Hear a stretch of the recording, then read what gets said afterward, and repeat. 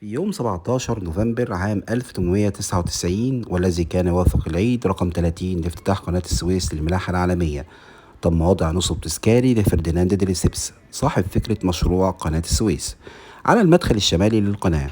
أثناء العدوان الثلاثي على مصر عام 1956 قام أهالي بورسعيد بإنزال التمثال من مكانه، وتوجد الآن قاعدة التمثال فقط، والتي كتب على الدرع الذي كان يزين قاعدة التمثال: الأرض مفتوحة لكل الشعوب. تمثال حاليا موجود في متحف قناة السويس بمدينة الإسماعيلية.